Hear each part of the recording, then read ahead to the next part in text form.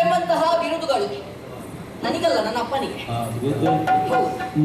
ಅವರ ಮಗ ನಾನು, ಅಭಿಮನ್ಯು ಎಂಬ ಹಾಗೆ ನನ್ನ ಹೆಸರು. ನನ್ನ ತಾಯಿ ಸುಭದ್ರೆ, ನಾನು ಮತ್ತು ನನ್ನ ತಾಯಿ ಕೃಷ್ಣಮಾವನೊಂದಿಗಿರುವವರು. ಹೌದಾ? ನನ್ನ ದೊಡ್ಡಪ್ಪ ಚಿಕ್ಕಪ್ಪಂದಿರು ಹಾಗೆ ನನ್ನ ತಂದೆ ದೊಡ್ಡಮ್ಮ ಎಲ್ಲರೂ ವನವಾಸಕ್ಕೆ ಹೋಗಿದ್ದಾರೆ. ಹಾಗೆಂದು ಇಲ್ಲಿ ಮಾವನೊಂದಿಗಿದ್ದು ಸುಮ್ಮನೆ ಕೂರುವುದಂತ ಭಾವಿಸಬೇಡಿ. ನನಗೆ ಕೆಲಸ ಉಂಟು, ಬಹಳಷ್ಟು ಕೆಲಸ ಮಾಡ್ತೇನೆ ನಾನು.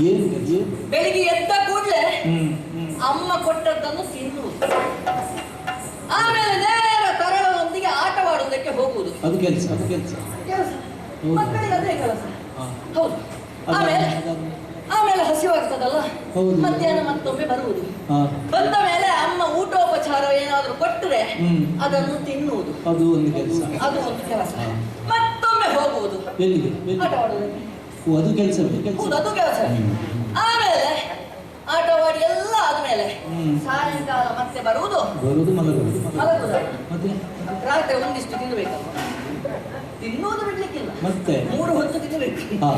ರಾತ್ರಿ ಹೊತ್ತು ಸ್ವಲ್ಪ ಕಡಿಮೆ ತಿಂದ್ರೆ ತಿನ್ನುವುದು, ಮಲಗುವುದು. ಇದು ನನ್ನ ನಿತ್ಯದ ದಿನಚರಿ.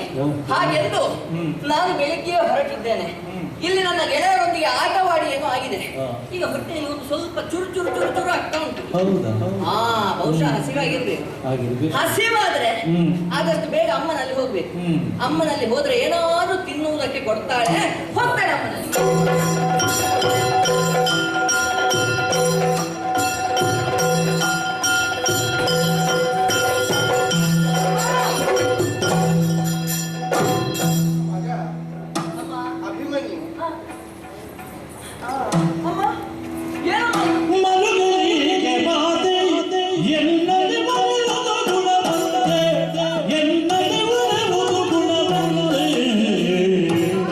ಮಾ